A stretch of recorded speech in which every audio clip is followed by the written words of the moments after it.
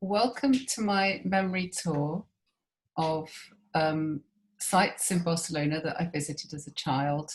Because it's a memory tour, it might be a bit hazy. And I'm wearing my beret today because it's a kind of nod to my grandfather. So I'm half Spanish, and I grew up traveling between Birmingham and Barcelona very, very regularly, up until the age of about 13.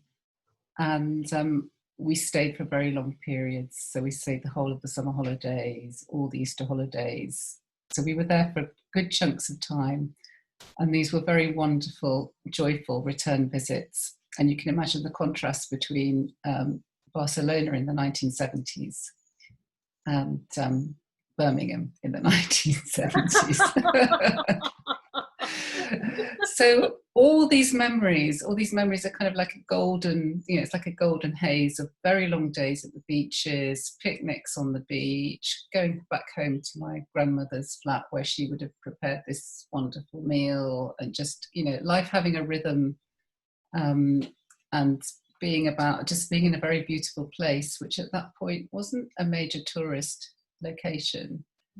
And to give you the context, this was still the time of Franco, the dictator who'd been in power and remained in power for nearly 40 years. And unbeknownst to me, because as a child you don't ask these things, I had a family in two different countries because of the Spanish Civil War. So my father had been exiled from Spain in 1939 at the age of 18 and never lived again in Spain. He lived the rest of his life in England. My grandparents were also exiled in 1939 when Franco came into power, but they were exiled to France for about just under 2 years, and then they managed to get back into Spain and re-establish a life for themselves there. So that's the background. And where I want to start is a place called Plaza de la Barceloneta, which is in the Old Port area. So what you're seeing here, so this is the Old Port area, and it's now completely changed from then. So it's had a huge amount of development. And when I was talking to Jess about this walk, she said she remembered coming to Barcelona and visiting the aquarium. Well, that was completely new. And where my grandparents, the reason I want to take you to this square is that my grandparents lived here, well, here actually, right there, where I'm pointing the arrow. And our view was right across this port area. And all you could see here were old warehouses, and I've got photos of this, old warehouses. And there certainly was nothing of a development here. And these were all knocked down for the Olympics of 1992. And the whole area has kind of suddenly, in the last decade, become a major tourist attraction. In those days, it was very much a working class area. And these beaches here, which we're going to try and visit in a minute, these beaches were the famous beaches that we spent all our holidays on, taking homemade picnics, and where it was almost exclusively Spanish people, local people using that beach. It's now completely taken over by tourism. So the inspiration for coming back here, so I'm going to take the little man to this square, and part of the inspiration for coming here today is that this, I don't think it's quite taken me into the, let's just see. So my grandmother's flat had a balcony that looked out onto this square, but we haven't gone into the square, we've gone into a cross. Oh, there's the square. If I click on here, will we get there? You should do, we'll see. Let's turn around. Oh, so this is the church that we looked at from my grandmother's balcony all the time, and it's a really interesting landmark. Well, it became interesting for me last week because, not last week, a few weeks ago, I was watching the Killing Eve series, and it was episode 4, and there was quite a hilarious conversation. I don't know if you've seen that series. Anybody seen it? I haven't seen it. Haven't seen it. Nobody's seen it, so I'm talking to myself here. But this is season 3 that's just finished yesterday. They just released the last episode, and episode 4. There's two or three episodes that have scenes in Barcelona, and I kept recognizing places, and then all of a sudden 2 of the characters were actually sitting in this square. Wow. And the reason I knew it was this square was this church. I kept just sort of, and you could only see it. You'd have to be so familiar with this space to spot it, because I kept seeing it just behind the back of one of the characters. Every time they cut to one of the characters, I would see this very, very distinctive shape window here in this door. Grandma Square. This is Grandma Square, exactly. And this square back in the day was literally just a couple of benches, some pigeons, and the church, and like a few shops. We had a shop that we used to buy our yogurts and cheese and bread from and stuff. But now it's chic enough to appear in one of the most fashionable television series. The first series was written by Phoebe Waller-Bridge. It's all about fashion. It's all about location. So it's actually quite an interesting event for this to happen, because it shows the rise of the area in terms of its interest. So I'm going to point to you with my. Can you see where the cursor goes? Mm-hmm. Yeah. Does it show the cursor?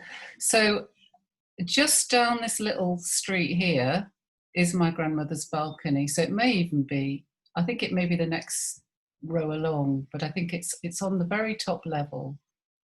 And so it's sort of, this is the view that we would have had across here. And it's these beautiful, I'm a bit of a street furniture fan, and it's these beautiful fountains with, the streetlight fountains that they have, that are so distinctive, that I absolutely love.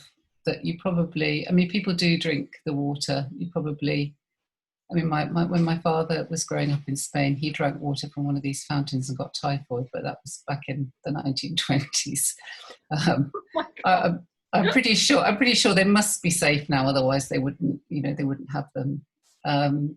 But everything about this square has changed. I think, apart from probably the paving and the more permanent street furniture is original, but there used to be little stone benches which have been replaced by these kind of wooden seats, and there are now these very nice cafes. And in fact, it was this cafe over here that the action took place in this episode that I'm banging on about. So it's Killing Eve, series 3, episode 4, BBC iPlayer, if you're at all interested.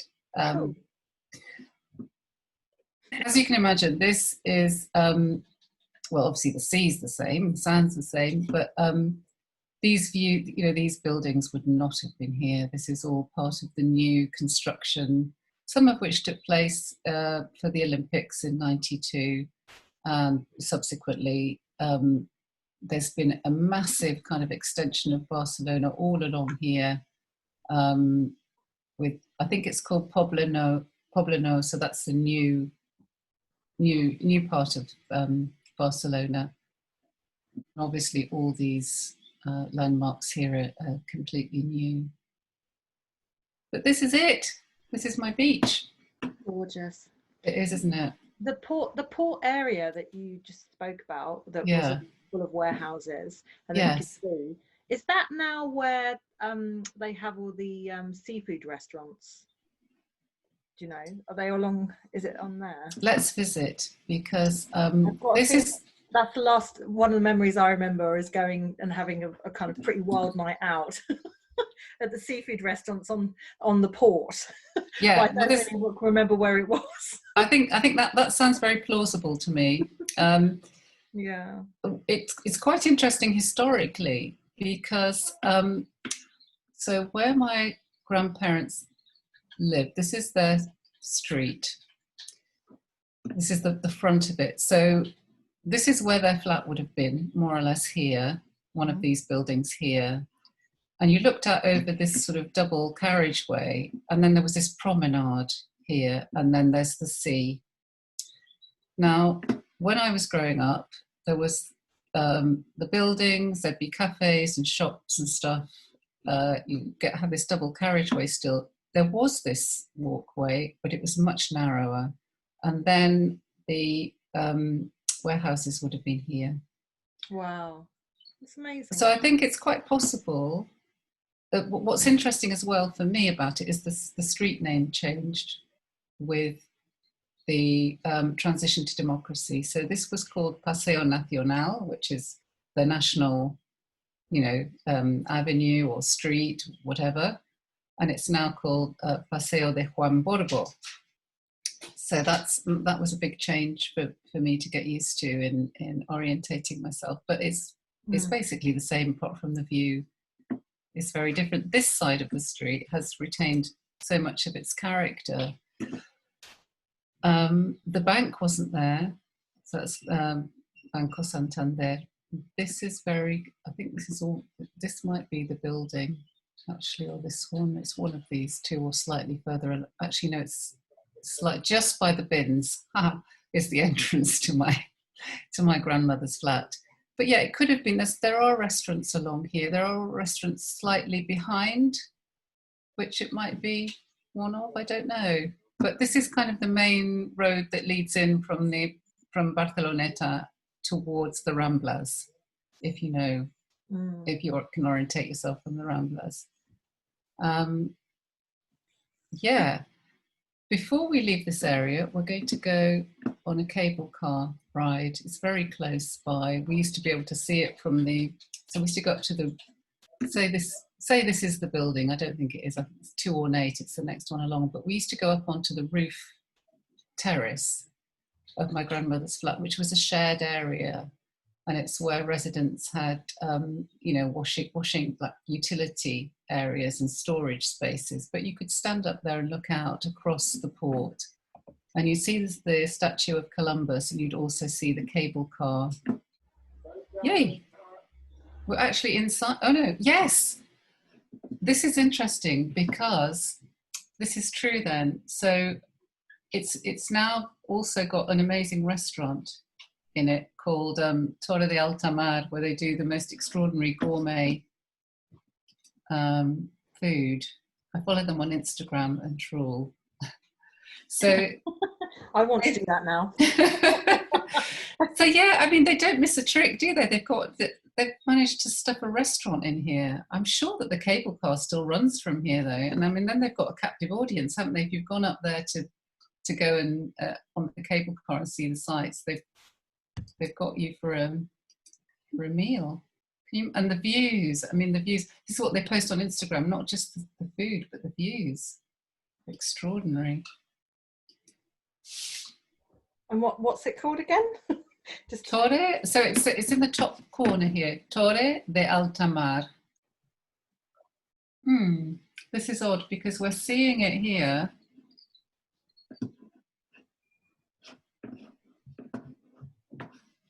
It's really not what we saw the other day, is it? But it's nice anyway. Oh, look, you can see Columbus. That was kind of one of my major landmarks as a kid. I always knew I was getting reasonably close to home. We used to pound the streets of Barcelona, just because you just walked in those days. We walked everywhere. And I'd know that I was getting reasonably close to home when we spotted Columbus. I love that he's your homing beacon. Definitely. The man who never stood still for a second. I know, and I thought, and I absolutely adored it, not realizing what a horrible figure in history this person actually is.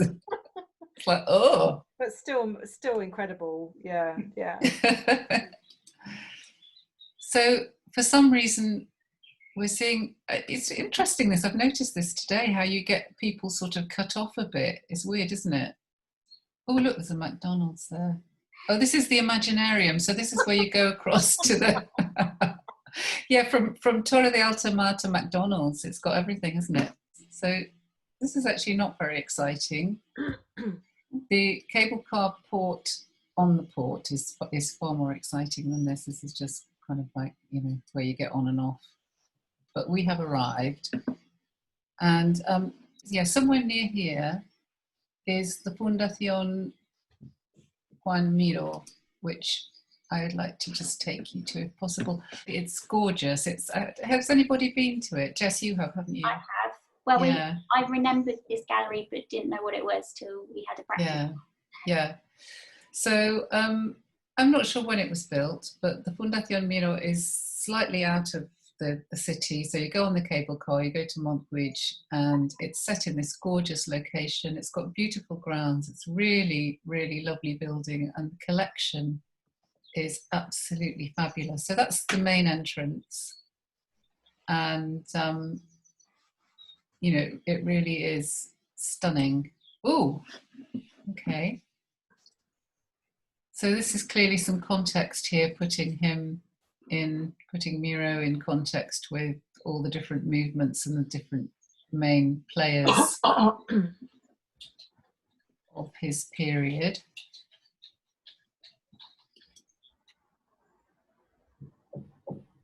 It looks like a contextual area, doesn't it? You're not actually seeing, oh,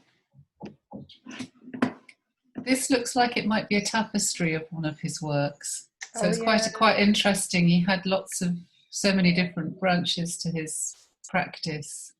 Oh, this is lovely. You can go up onto the different levels of the building. I mean, just look at that sky. Oh no, it's beautiful architecture, isn't it? It's gorgeous. Does that look like an olive tree or? I think it is, yeah. So nice. I love Spain. Love Spain. I miss it so much right now. I know, sorry.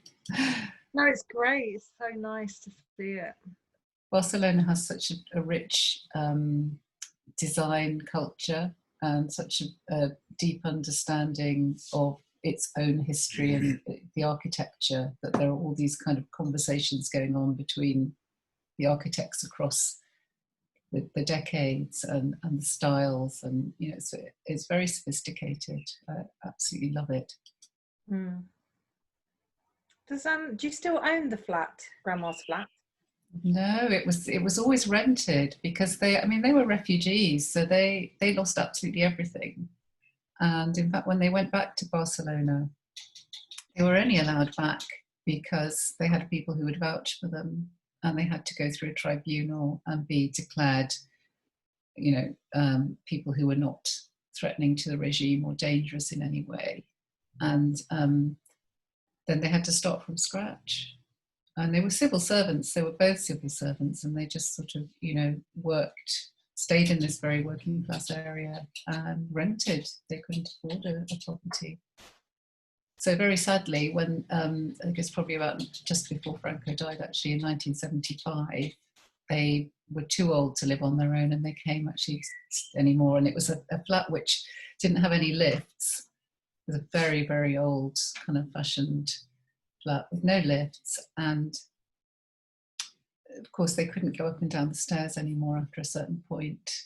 And my father just kind of collected them up and brought them over to England, and that was it. So I have been back to the flat itself. In 2008 was the last time I went back, not inside but outside, to have a look and see the name on their little post box to see who's living there. And I've tried ringing on the doorbell, but there was nobody in, or nobody answered. I mean, the view across here, I mean, I think this is what's made Barcelona such a major tourist spot, is it has everything.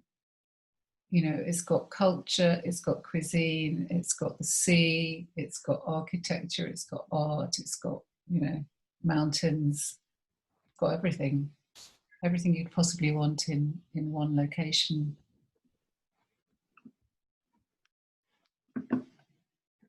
And here we have an example. So I have a feeling that these are not his works. These are interpretations of his works. They may be renderings of little characters, figures from paintings. I could be wrong, but that's my impression.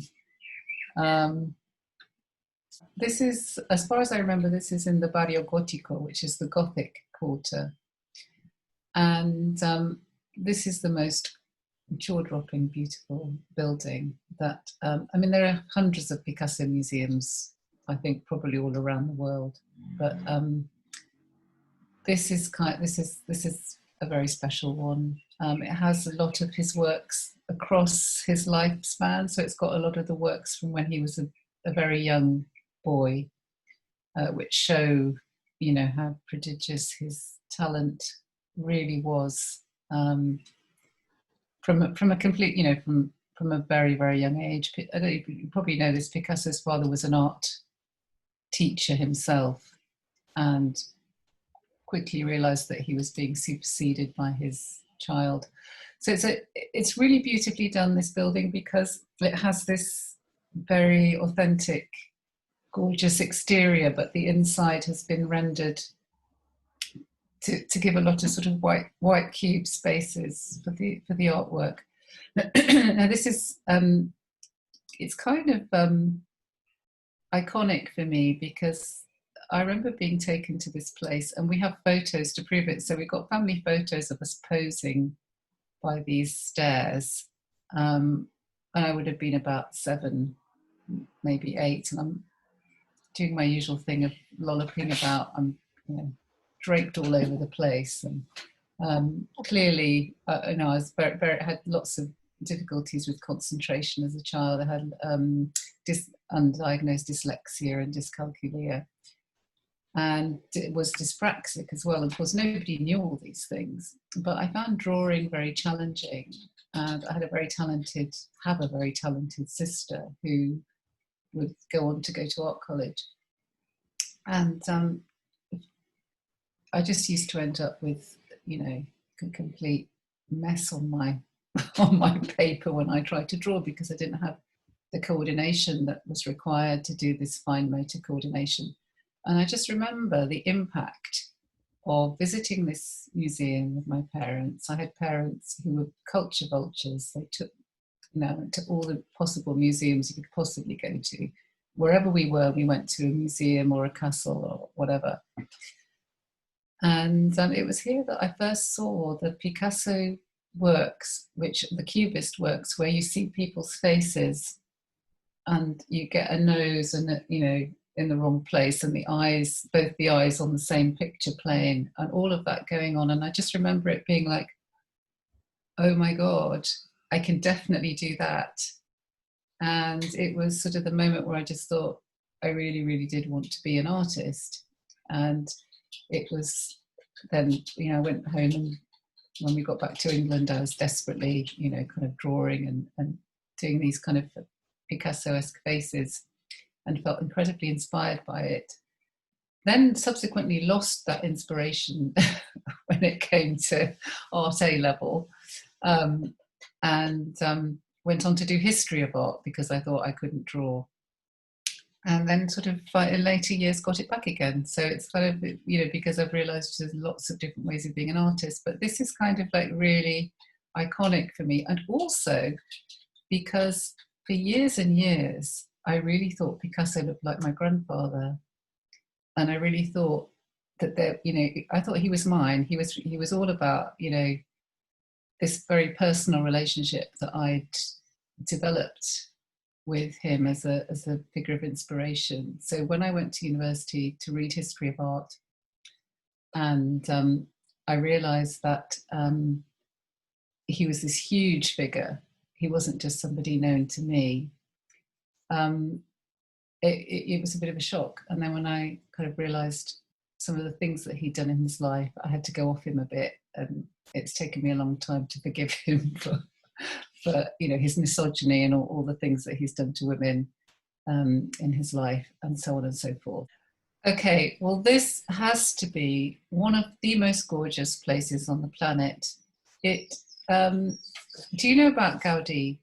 Do people know who Antoni Gaudi was? An extraordinary architect, and I'm not going to get his dates right, but this was an architectural sort of moment in Barcelona, and he developed this architectural style which was all about organic forms, and sort of taking inspiration from nature and translating it into sort of almost not fantasy worlds exactly, but sort of, you know, creating environments that could transport you basically to another place. And he's very famous for the Sagrada Familia, which is the main cathedral of Barcelona, which is still not finished, so it's still not completed. This is an ongoing project. So I think he was in the late 1800s to early 1900s. He died tragically young. I think he was hit by a tram. It's a very sad story, but he was an absolute genius. And this project of the Sagrada Familia was so ambitious and so extraordinary and so expensive. And it's a major, I'll take you to see it before we finish the tour. But it's a major landmark. And it was stalled for many years because there wasn't enough money to continue making it. And then it sort of got picked up again when there was a bit more money. Didn't Gaudi's art teacher say that he was either going to be mad or a genius? Yeah, I think so. But you can start to begin to see these kind of very, and I think there's something particular about the stone that he's using as well. But this park is sort of built on a hill, and he sort of built the structures of it into the landscape. So it's very much working with nature. And then you've got this.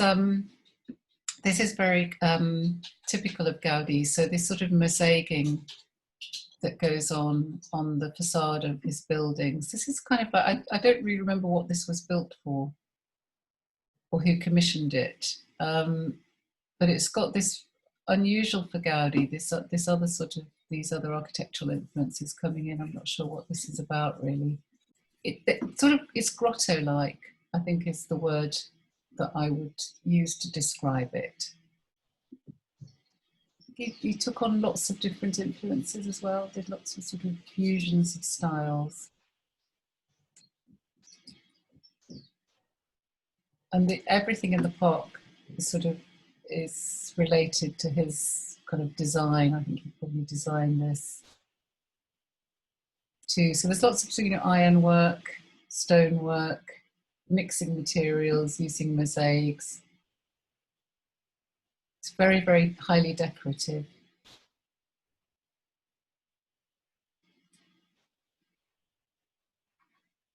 These gorgeous shutters, aren't they lovely? Oh, so that's I think this must be inside that exterior that we were seeing before with the mosaic roof. It also looks quite Moorish in influence, doesn't it, in some ways? It's really incredible space to be inside this, actually. I love the Moorish influence. Yeah. Just, it's my absolute favourite, actually. The European kind of Islam mix. Just, yeah, stunning. I love it. And this is an incredible space to come into. Oh, now you're starting to see. Gorgeous. This is, yeah. That's the entrance.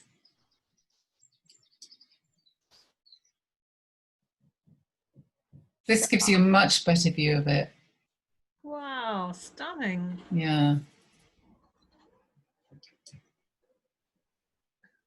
Oh, so cool.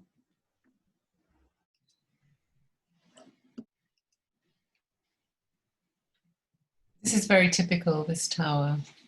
Sort of.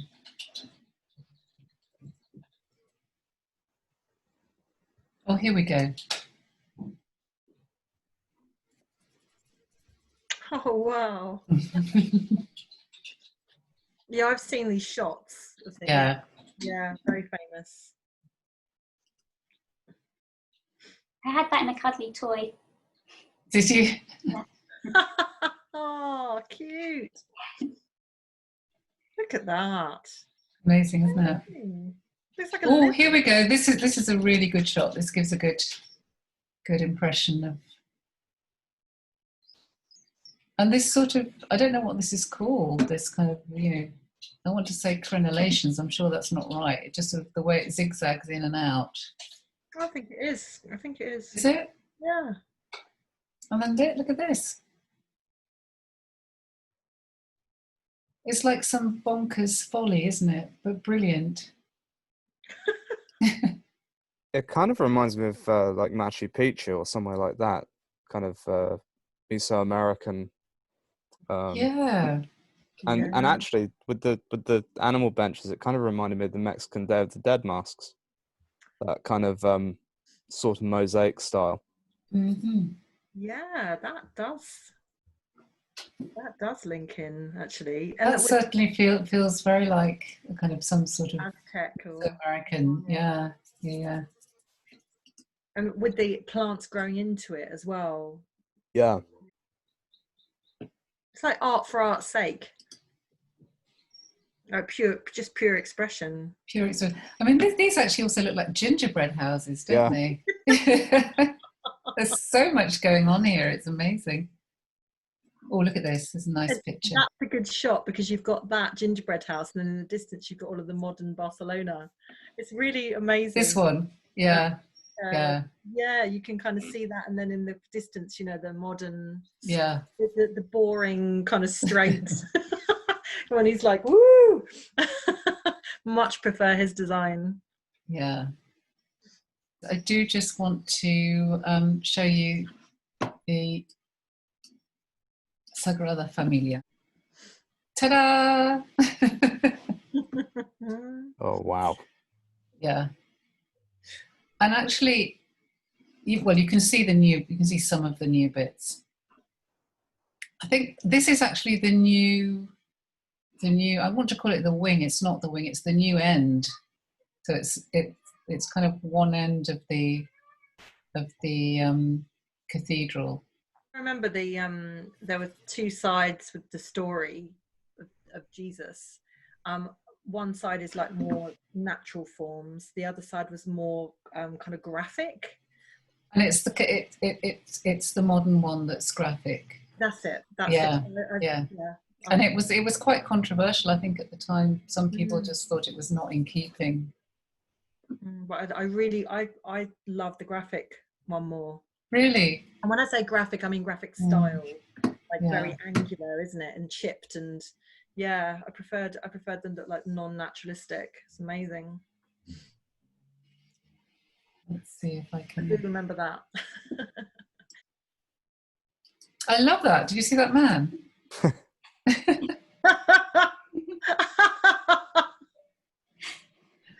Eh? Sort of adds to the kind of otherworldly feel of the architecture, doesn't it? It really does. That's the old end, the back end, or the front end, depending on which way you look at it. That's what I remember. Yeah. I mean, you can imagine the tourist spectacle that this is. Okay, so unless there's anything else you want to see or do in Barcelona, I think I'm done with my memory tour. And thank you so much. Thank you. Wonderful, thank you. It's fantastic. It's made me want to go back.